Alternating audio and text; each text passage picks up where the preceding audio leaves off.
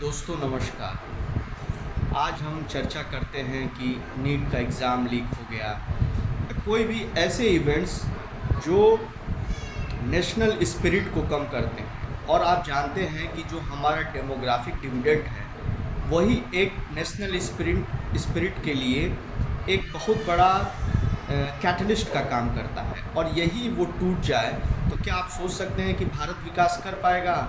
और सरकारें अपना पल्ला झाड़ने के लिए दूसरों पे टीका टिप्पणी करती रहती थी। उसकी सरकार हो तो पेपर लीक हुआ, लेकिन इस पूरी जो इनकी इवेंट्स होती हैं या इनकी रस्साकसी होती है उसमें पिसता कौन है? आम जनता पिसती है। क्या आम जनता के हितों और छात्रों के हितों का कोई भी ध्यान नहीं रखना चाहिए?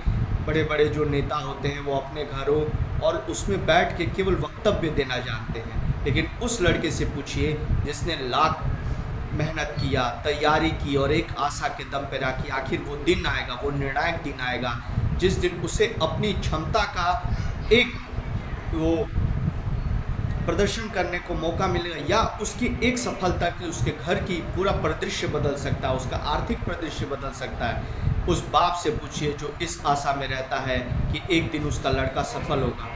और मध्यम वर्ग के लिए या लोअर मध्यम वर्ग के लिए एक एग्ज़ाम या एक नौकरी एक ऐसी कड़ी है जिससे वो अपने आप को सस्टेन कर सकता है। एलीट लोगों को क्या, बड़े बड़े बिजनेसमैन्स का क्या, जिन्होंने अपना एक बहुत बड़ा नेटवर्क क्रिएट कर रखा है। लेकिन उन लोगों से पूछिए जिनके लिए सर्विस सेक्टर ही एक बहुत और केवल मैन्युफैक्चरिंग सेक्टर से ही इंडिया सस्टेन नहीं हो सकती है, सर्विस सेक्टर भी जरूरी है।